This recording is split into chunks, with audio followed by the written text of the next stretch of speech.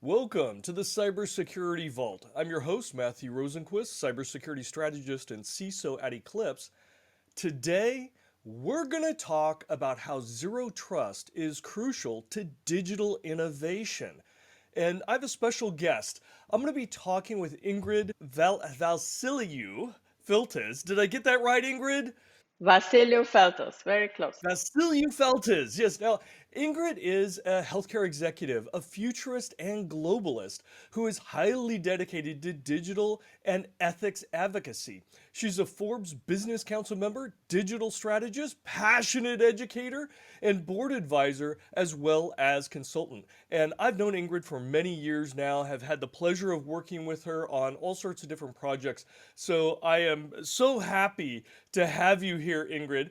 And one little plug here, today's podcast is created in part by Eclipse, securing data in transit through any cloud, network, or device. Welcome, Ingrid! Thank you again coming and talking with us. It's a pleasure. I know we planned this for a long time, so finally we get a chance to talk about things that we're both very passionate about. Finally, yes, yes, this has been in the works for a while. So let's dive into it.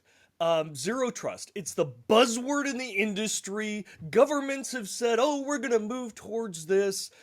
Some people think it's a particular box or tool. And, it's the discussion around what it is has been around for a while. Can you kind of, in your words, tell us what is zero trust and why it's so critical? Thank you. So first, I wanted to highlight that it's a concept, and the concept makes us think about the fact that you should not trust anyone and verify everything, everybody, and that means devices, people, and data exchanges, as well as any type of transactions. So that's the first thing, concept. The second thing is it involves a complex process. Zero trust is not a project that just ends, that has a finite start and end point. It's an ongoing process. So when you think about zero trust, you want to create a zero trust environment, a zero trust architecture, a zero trust culture, and it's a never ending quality improvement project, because if you don't, you're going to have problems and negative consequences. The third part I would say is it's a combination of technology, mindset, diligence, QA, QI, and innovation, which you highlighted already. That's how I like to think about it. And that's why when we're going to maybe later talk about challenges of zero trust, I think that's one of the challenges. It doesn't fit into anybody's clear jurisdiction. A lot of cross-disciplinary and interdisciplinary efforts have to be made to deploy it the right way. And also, maybe just to highlight, maybe we get a chance to talk, the typical budgeting in organizations doesn't work for zero trust. The typical compliance doesn't work because you're going to have to hit multiple areas. The typical quality metrics that the company is accustomed to tracking don't work. So it requires a profound transformation the way the organization or the enterprise runs their other operations, not just cybersecurity. And I think that's the biggest challenge that I see. So you're talking about a lot of fundamental changes or differences, but I mean, we've got banking today, we've got healthcare today. I mean, don't we already do security? Don't we already do checks? I mean, what in your mind is that delineation between what zero trust is and what we have today? What's the big change that people really have to kind of comprehend in their mind? So yes, you're right there. Of course, organizations, no one is going to tell you we don't have any cybersecurity in place. Most large organizations have. But one of the major trends that we see is that many organizations still have a static cybersecurity system as opposed to a dynamic, continuously adjusting cybersecurity. And that means also from a technology and like hardware and software optimization perspective, but also how they allow new entrants into that safe environment, how they manage transactions. So it's all static and one way in, one way out.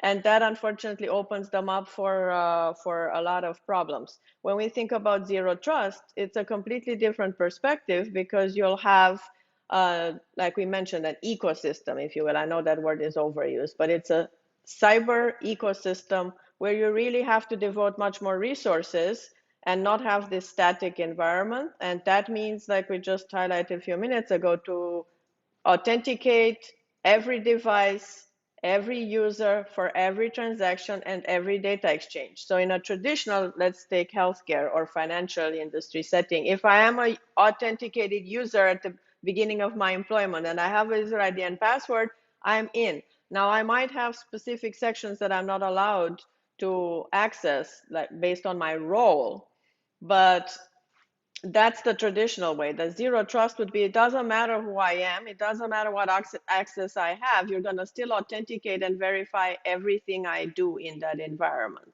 And that includes all the devices I'm using to access it. So it's not only based on my role and the user ID and password, but more importantly, based on the transactions and the access that I'm having at any given time. I don't know if that resonates. No, it does. I mean, the real difference is, our normal traditional login with our username and our password, it's very, very shallow. Once we get past that, we get to go anywhere we want, and there's very little checks in the background. Whereas Zero Trust starts adding that depth. Okay, you've logged in, you can get this one resource. Oh, you want to go over here? All right, we're going to check again to make sure you are who you say you are, and maybe the machine you're using is secure, and maybe the network path that you're taking is also secure.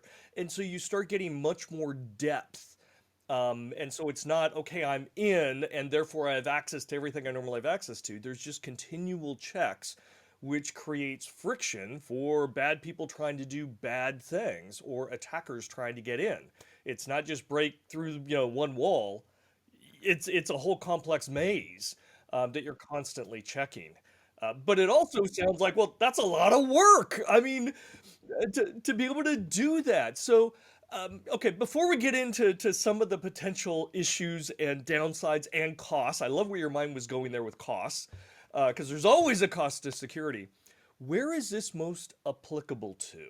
Because, okay, I go to my crossword site. Does the crossword site really need zero trust? Or, we hear a lot for, like the US government has said, hey, we're going to transition to zero trust. We're going all in on it. It's in executive orders now, things of that sort. There's been talk about critical infrastructure, right? Power, water, food distribution, sanitation, all those kinds of things. Where's the right fit, or maybe what's the priority in your mind? Well, I'm not sure if in my mind, but what I've seen is definitely organizations that are functioning in highly regulated industries are first. So we've seen the FAA, NASA, Chevron, just to give a few examples, move towards zero trust. And yes, governments are highlighting the need for that due to, frankly, security issues that are national or international in nature. So industries that have also potentially catastrophic consequences for all humanity, such as nuclear industry, power, water, like you already highlighted.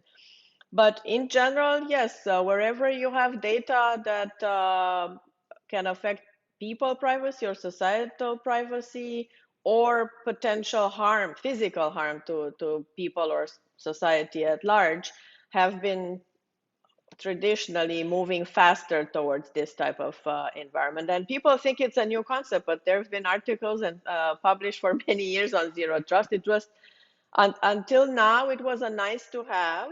Now it has become an imperative, I think, because people have realized with the increases in cyber threats and cyber attacks that if they do not do this, all the other traditional methods seem to not work. I mean, we've been investing massive amounts in cyber insurance, traditional cybersecurity methods, and we still have breaches in the $6 trillion per year globally. So if you think about it, I saw this very nice article that highlighted that cyber security consequences are like a separate economy, and it's the largest economy in the world. Unfortunately, a bad economy, but it is the largest one. So it's bigger than any GDP currently.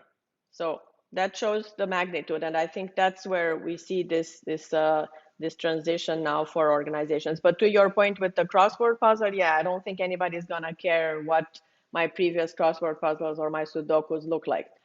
Now, if that's an entry point, just, yeah. Although, just maybe is worth one more point to make for our audience.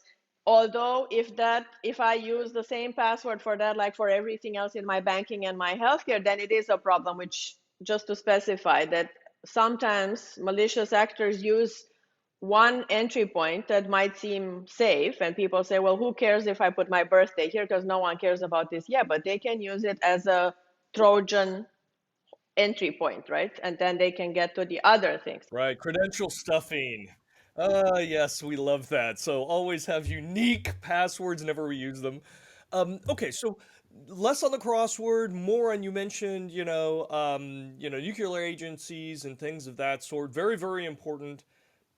Are you saying they're done and we don't have to worry about that? Or, I mean, where is the industry right now in developing and implementing, I guess, this zero trust methodology? So I think the industry is in an evolving and maturing state, like a wine or a cheese, if you will. So I see a lot of organizations that have started planning, and have maybe deployed pilots or the beginning stages. As some of our audience might be familiar, you have different levels of readiness and different levels of maturity for zero trust architecture. So some organizations have the whole strategic roadmap and have embarked on that journey, so to speak, on the zero trust journey. Um, Others are just in the planning stages. Others are, avoiding to even think about it. So I think we see the full spectrum, but definitely since last March, when some of the major players have announced that they are transitioning towards that, and some of the regulatory guidelines have said that it's gonna have to be a requirement by 5 years from now. For instance, healthcare, maybe some of our audience members are in healthcare. Until now, you never heard anybody talking about zero trust at a healthcare conference, and now everybody's talking about it. And so it started last summer when HHS put out a warning that all our imaging devices hadn't been updated in 20 something years. So there again, a great example, analogy to your puzzle.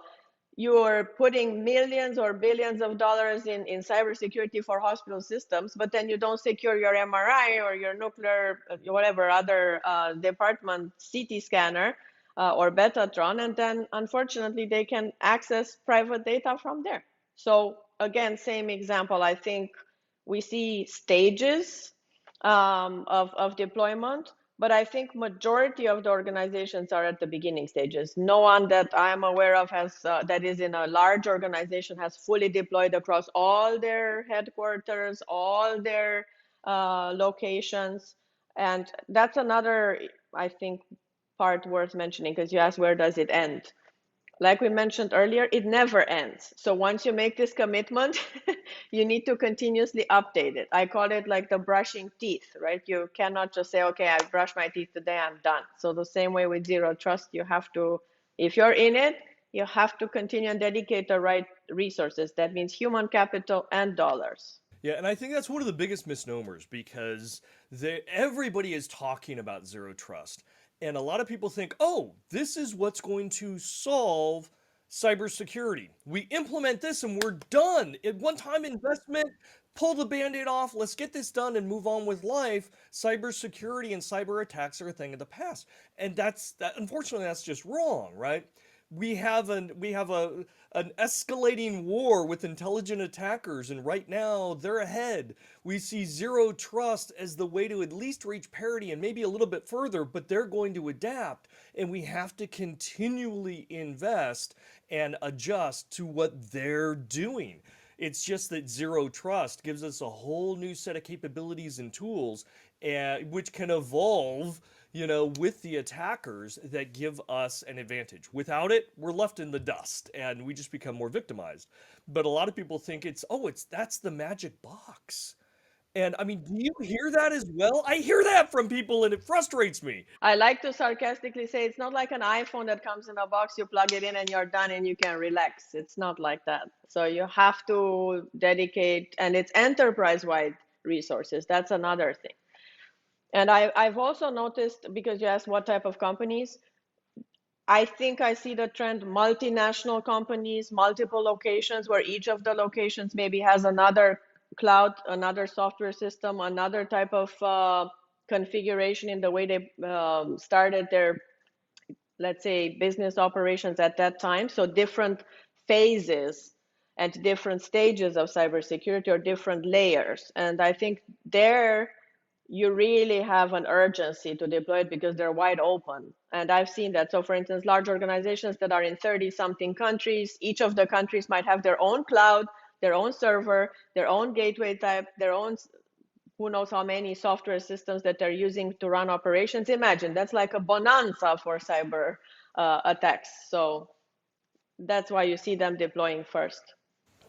Yeah, and the whole concept of micro authentication and segmentation, it's great to talk about, but what that really means is you can't just put a security wrapper around things.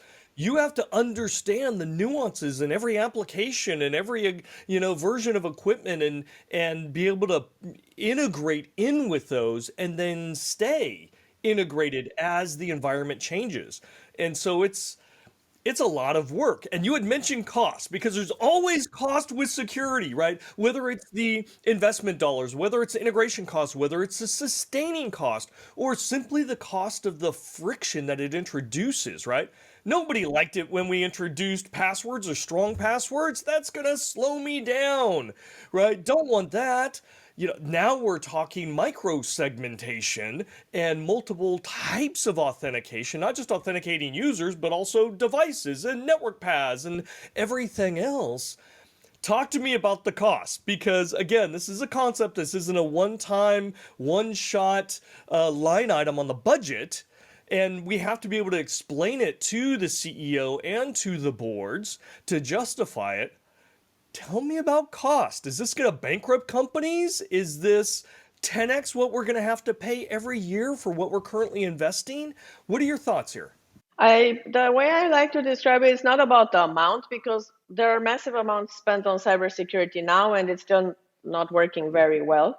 And then on top of Hey that, now, wait a second. Okay, not I'll give in that your to you. case, not in your case, but across the world, we know that there are still the same industries that are in the top 10 that have had cyber attacks that yielded severe consequences, right? And the average cost per cyber attack is $4.5 million per attack. That's an average internationally. US, unfortunately, is up high on top for the wrong reasons. Our costs are even higher. And healthcare and financial industries are the highest. So it depends how you calculate. If when you do your long-term strategic budget, you take into consideration how much you're spending on cyber insurance, how much your premium will go up if you get the threat, even if your insurance covers, then definitely you're gonna have a better balance. But yes, there is an upfront, that's the difference. It might end up the same or less long term, but upfront you need to put much more money, and that's the difference, and that's where people have a hard time. The second thing is it's not fitting neatly into the 1 year budget, and it certainly doesn't fit neatly into the quarterly earnings calls to say, oh, we deployed this much money and we're seeing quarterly results. So you put a lot of capital investment up front. The budgeting cycle needs to be way longer than anything else you do in the organization. Maybe ethics comes close to that, which we don't have to talk today. And then the third part is also you don't have anything to report for a long time to show the benefits, right? Well, hopefully you have nothing to report, but that's the benefit, right? I don't have to report a breach. I don't have to report attack or downtime or anything. So that's the biggest problem, that there's nothing to fit in an Excel sheet to show other things. So it's an inverse metric, right? It's a cost avoidance, cost savings, and that doesn't look good because you can't show it. And it's very difficult because most organizations expect this to work well. So very difficult to show. And the only way you can show it is, look, all our peers, all our competitors are in our industry. Out of 100 organizations, 90 were having a cyber attack and it cost them this much and we didn't. But that doesn't fit very nicely into a budget unless you do a reserve.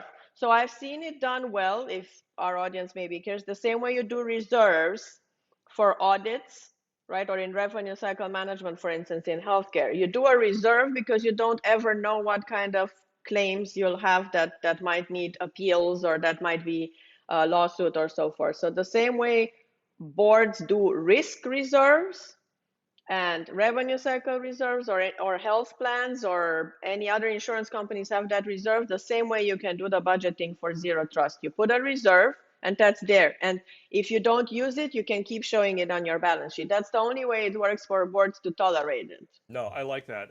I think that's a great concept because again, if security works perfectly, bad things don't happen.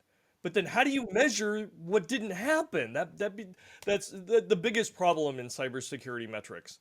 But it is a big potential cost, probably more than what organizations are spending now, and that is a tough pill for C-level executives, for boards to swallow because security is not in most cases a revenue generating organization, and that's really what profits and what garners the attention.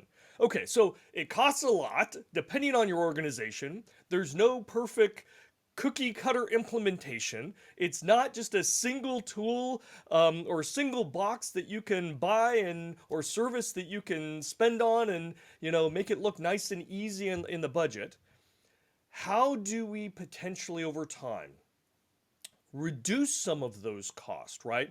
Is there innovation, blockchain, AI, quantum, things like that that you see? Because I know you work in all these different areas, right? Do you see evolving technologies able to come in and either reduce the costs or improve the delivery of risk reduction? What do you see? I actually do have a lot of ideas on this, and there are many that have implemented already pockets. Unfortunately, organizations are not always ready to deploy all these converging technologies for some of the same reasons, like we mentioned, zero trust. But yes, so the first one I would mention is blockchain can give you some advantages, but it depends which kind of blockchain. So for our audience, we just want to clarify, there are many types of blockchain technologies. There are multiple generations of blockchain technologies. And the ones that we're going to refer to today are the latest generations. And specifically when we talk zero trust, you might need to have a hybrid of private and public or a consortium of blockchains to actually get the job done, particularly if you're a multinational company. So that's one. The second Well, one, hold on. Before you do yeah, that, let me just sure. clarify. So, you had mentioned hybrid, right? When we think Bitcoin, we think public blockchain. Everybody can see it. And then if you imagine a blockchain that only your company can see and nobody outside of that, that's a private. Hybrid normally it's a private one, but you've opened it up maybe to trusted suppliers or partners or customers. So it's kind of control. It's not the world can see everything all the time. It's very much controlled by the organization, hence security, right? So that's what we're talking about when you said hybrid, correct? Correct, correct. And then there's another layer just for our audience to make sure, because I see a lot of miscommunication sometimes in social media. Even if you deploy a blockchain technology for anything, doesn't matter what the use case is, you don't have to put all the information on the chain. Only the information that's absolutely necessary you need to put on the chain. So the art in deploying blockchain is to select the right use case, to select the right type of generation of blockchain, to decide if it's going to be a hybrid, a private, or a public. And the most important part is what belongs on it and what doesn't belong on it. Right. And we see that in healthcare, right? Especially in healthcare. And then also in the financial industry, right? So let's take as an example, banks, they need certain information to just stay within the bank, but then they need other information that they need to interact with other banks to do the transactions, such as Zelle is a great example, right? You share only a certain amount of information that's required to make that transaction to transfer money. You don't need to share all my bank account and everything I did with anyone Right. else. Your history and all that. You don't need all Exactly. that, right? But so to decide what goes on the chain is very important. There are certain sophisticated blockchains now that also allow you to have like a blockchain within a blockchain. And it's not about private or public, but it's like an enclave, like a more Right. secure area. And so there are a lot of tricks. So I caution everyone when you say blockchain, there's so many nuances there. You have to specify all these things. Otherwise, a lot of confusion can happen because it's completely different. It's like talking about Mars or Jupiter if you talk about Right. a private blockchain or a public blockchain. A crayon's not a crayon, right? There's 16 colors today. There's going to be 64 tomorrow and 128 different colors the day after that. Same kind of thing with blockchain. Now, some of the recent social media examples where breaches happened and people say, oh, it was supposed to be secure. How come it happened with blockchain? Well, there are blockchain connectors. People need to integrate the blockchain into the rest of the enterprise. And the problem is, like we talked before with your nice, word puzzle analogy, if the connector you're using is not safe, well, then you can have all the safe blockchain, whatever cybersecurity solution that you want, because you opened up the gate. So that was a very famous one. I'm not going to mention the name that happened recently where the connector was not right. So again, like we always say, everything has to be in place to function. So blockchain technology is one. The second one that I specifically love, and I came to know it also when I was involved with precision medicine and genomics. I learned the first time about it, and I was like mesmerized and became very much focused on it, which is federated learning. So combining federated learning with blockchain in a zero trust architecture has a lot of benefits and almost no negative consequence. And the nice thing is the extra cost is not that much. So if you're going to do zero trust, having federated learning is not going to be an exponential additional cost, and the benefits are endless. Okay, so define what federated learning is, because there's all sorts of different stuff within the AI area and whatnot. Well, to keep it simple for our audience, you usually, when you analyze data, most people think that you need to analyze it by decrypting it. The beautiful thing is when you do federated learning is that you can analyze data without decrypting it. And what does that mean, and why do we care about it, and why do we care about it in a zero trust context? So let's pretend I'm a multinational company and I function in 40 countries in 5 continents, and the mothership, the headquarters, wants to see a dashboard for all these locations. But guess what? All these locations in the 40 countries have, like we talked earlier, their own cloud that they use, their own servers, their own gateways, their own devices, their own people, their own who knows how many software systems that need to be secured. So by having now a federated learning model that's complementing your zero trust architecture, you can start to get all the data, but keep their private clouds and analyze the data to gain strategic intelligence that helps you without having to violate their privacy or make them change their current operations or worry that their competitive edge is being lost or their IP or whatever else they're worried about. And the benefit to that for a zero trust environment is, there are multiple, but at least 3 big ones I would like to mention. One is you can, of course, react faster to whatever threats, because we know everybody's going to get attacked. Zero trust doesn't mean you're not going to get attacked. You're just going to be able to manage it better. So reaction time is faster. Even if you get attacked, the post-mortem to detect the source and to mitigate it is way faster than without. And then the third, which is the most important part, even if we didn't have the first 2 ones, is that you can start to predict, because that's the whole point to do the predictive analytics and to decrypt this data. You can start to predict where are our vulnerabilities, where can we actually bolster our defenses, where do we see that we have vulnerabilities that are constantly exposing us to risk. Is it inside or outside? And that predictive capability, while preserving everybody's privacy, is very important. So I am a big fan of deploying it, and it works for all industries. It's industry agnostic, and everybody, when you tell them that they can maintain their privacy, they love it. Privacy as an organization, even, right? Even if they belong to, because most organizations say, well, aren't they part of the same headquarters? They are, but there are competitive edges even between countries and between the same company markets, right? And you want to protect your IP. And then from a practical perspective, they don't want to change. If they just deployed who knows what amazing software or their private cloud, and now you tell them, what, I have to change? No. So the federated learning is like an umbrella coverage on top, and they don't have to change anything they're doing now, but you can provide this extra layer. So it's been a much easier sell and a much better reaction. I think this is the most palatable one that I see when I present that. Well, from a security perspective, because you were saying it still preserves their privacy, which it absolutely does. But with the security lens, it also preserves your security. And think about, three different organizations that need to be able to share data, to be able to do predictive analysis, to be able to gain the benefits of what each, company or organization has. But they have three different levels of security or three different types of systems or risk acceptance.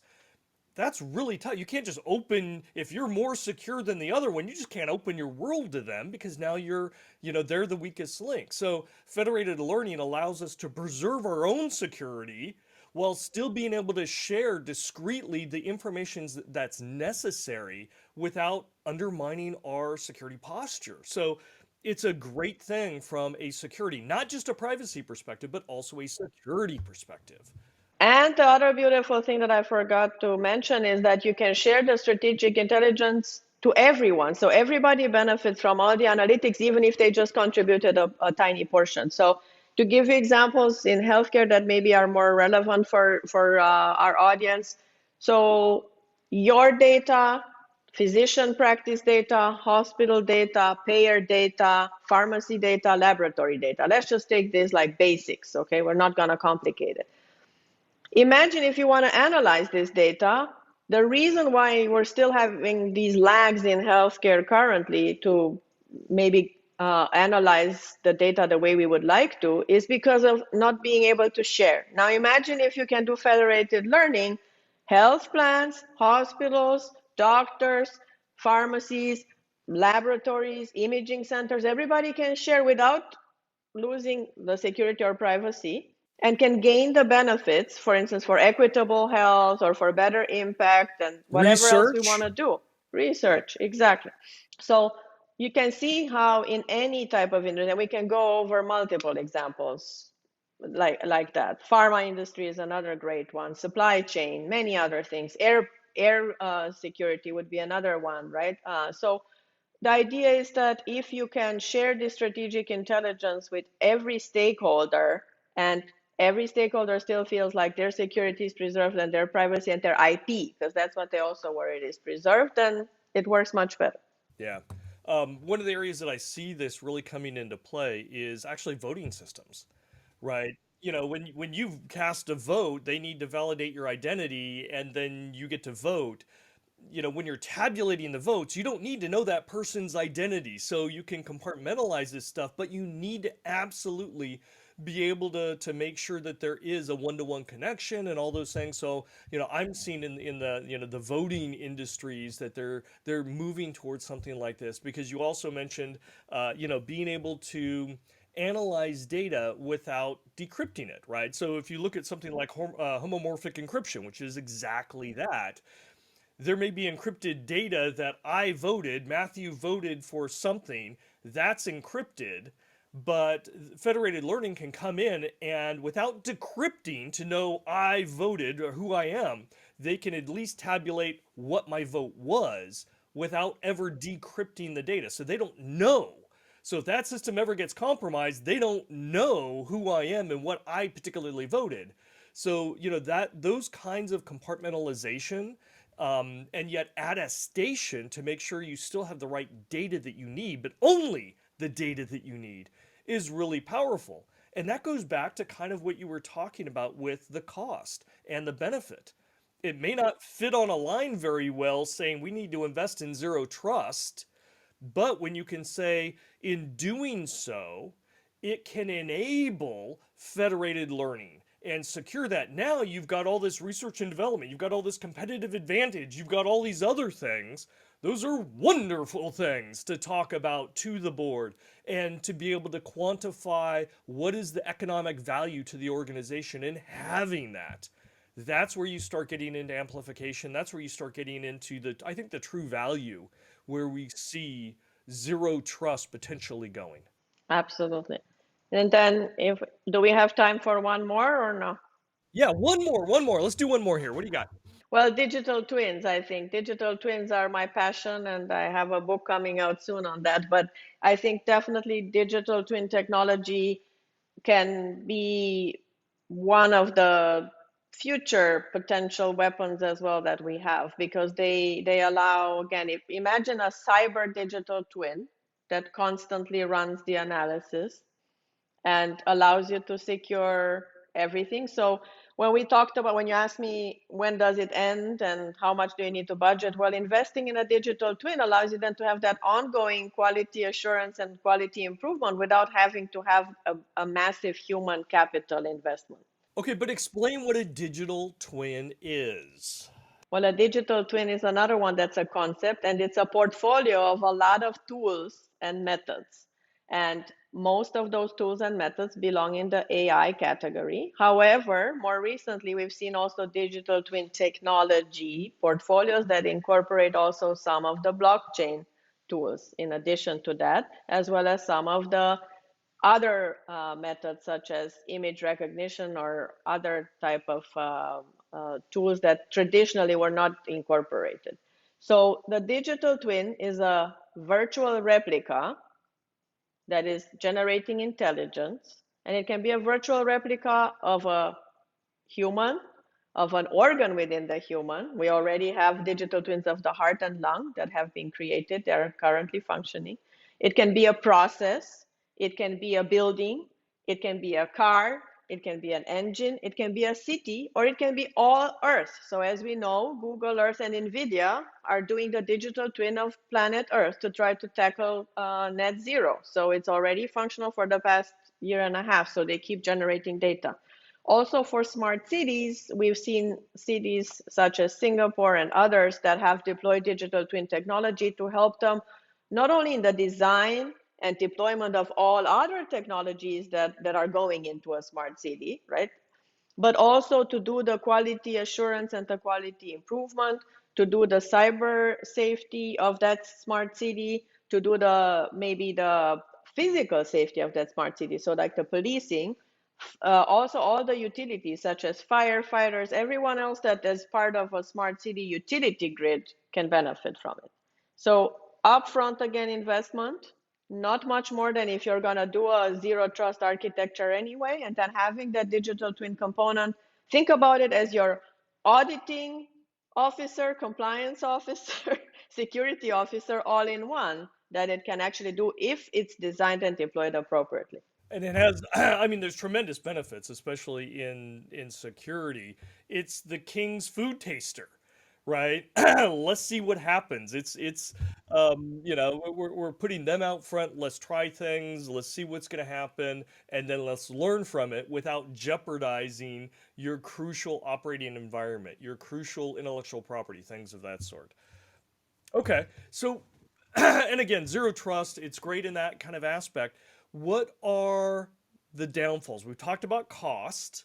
We've talked about the challenge of even getting the approvals, right? What are some of the other pitfalls for going down the path of zero trust? So it spans across all your enterprise in terms of the adjustments that you need to make, from talent retention, upskilling and reskilling the workforce. You can't say, okay, Monday morning we're starting zero trust, everybody watch a video. That doesn't work. So you need to think that minimum 6 months, if not a year, to start training the workforce. If you start to plan your zero trust, so that by the time you start to deploy the actual technology, architecture, and infrastructure, your teams are already trained. Otherwise, they become those weak links in the system.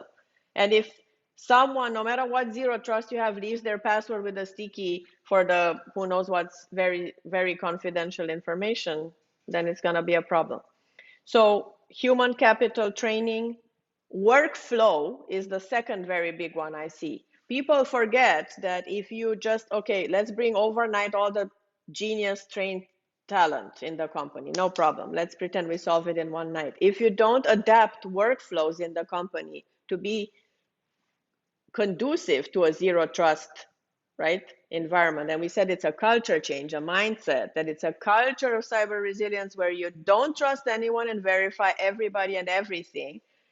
So that is a very big workflow change. So the way you do, let's say, vendor assessment, the way you do your cyber insurance questionnaires, the way you choose your partners, what merger and acquisition process you have, what type of quality metrics, the way you do performance evaluations, what type of technology you allow to be deployed that has nothing to do with cyber, but that can be a vulnerability. IT infrastructure, yeah, huge. So endless things that, like, I can show someone, if we go with a checklist for every single enterprise department, you will have an adjustment that needs to be made so that zero trust actually functions optimally. And that's what people don't like. And then where does it sit? Where is the accountability? So if you try to make a RACI matrix for a zero trust architecture, good luck, because it's gonna be a problem, right? And then if we do also the failure mode analysis on a zero trust architecture, who is responsible to fix all the things that you find, right? So it's a complex distribution of roles and responsibilities, and that RACI matrix and the org chart need to be shaken. Like, it's a tectonic change in the way you handle things. Now, some organizations are already structured much better, so it requires tiny adjustments. Others, unfortunately, require much more. The problem is if they don't think about these things, because if you think about them in advance, they're easily fixable. Not, they might not like it, but they're if you plan it well, it can be done. But what doesn't work is, okay, Monday morning we start zero trust, and no one did think about all these things, because then it's useless to try. Everything's broken. Exactly. And then the only other thing I would say is your auditing mechanism and your vulnerability testing, all that, it has to also change. It doesn't work to say, oh, we're doing our annual checkup and that's great. That doesn't work. It has to be a much more dynamic process and ongoing process. So therefore, compliance officers and cyber officers need to be on board, of course, to work together. And I would add one more to that bucket of pitfalls. Again, it's a concept. It's not a particular piece of software or a service or a tool. And for every organization, it's different, right? We know that. However, there are an inordinate number of vendors out there who have just suddenly slapped the term zero trust on their product, on their device, on their service. And they are unfortunately going to the industry and to their customers who don't understand the depth that we're talking about and going, hey, we do zero trust, right? And they're thinking, oh, great, it's just an upgrade and I've got zero trust. And that's generating great revenue for these security companies. One, it's not ethical because it's not actually true. And two, you're not going to get the benefits that we're talking about because somebody slapped a plastic label on their device that says we support zero trust. And so we've got, unfortunately, some quasi ethical practices going on, even with some big vendors, in saying, oh, yeah, we've got you covered for zero trust, when in fact they really don't. And I think that's really shooting ourselves in the foot in the security industry, right? Trust, it's earned in drips and it's lost in buckets, and we have to watch out for that. So buyer beware. Do your research. Buyer beware. And I think one more that we had talked once, I think, about people confuse factor authentication for login with zero trust. That's not in. Just have it 2 or 3 factor authentication does not mean you have a zero trust ecosystem, because that has come up a lot too. No, it has, right? Oh, well, I've got I get this text on my phone. That's great. That's better than not having two-factor. But when we start getting into the depths of zero trust, it's not only authenticating the person, but it's also authenticating the device they're using. Maybe we can tell it's really you, but you're in a computer cafe, you're using an untrusted device. Sorry, you don't get access, right? Or maybe you're connecting in from Starbucks free Wi-Fi, and that's not a secure network. Okay, no, we're going to block you. Maybe you're sitting in a controlled country and everything else is great, but you're sitting in a controlled country, and we have policies that say, no, you can't access this super sensitive data when you're physically in a controlled country. So there can be lots of different factors. And again, it's customizable for each company, each organization, and even each asset you're talking about. But you're right, just because you're implementing second factor or multi-factor, that does not equate to the fulfilling the concepts and the benefits of what zero trust really is. Okay, so lots of pitfalls. I mean, great benefits, potential benefits with zero trust, but equally lots of cost and pitfalls there. So it is that journey. It's a journey for each organization.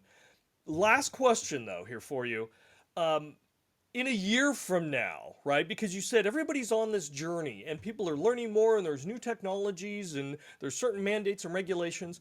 A year from now, turning ahead the dial, what do you think we're going to be talking about when we say zero trust? I think we're gonna talk about, and I just gave a prediction yesterday to a journal about this. We're going to talk about doing zero trust for Web 3.0 because if people like it or not, there is a lot of push towards transitioning to Web 3.0, which is another journey. So forward thinking companies are going to find themselves in two parallel journeys. And if they don't manage it well and plan it together, it's going to be chaos. So I strongly advise organizations that wish to embark in zero trust to think about Web3 because a lot of things can be done jointly and planned appropriately in advance. Those that already embarked to zero trust to already start to maybe upgrade and make sure that they're ready for Web3 enablement.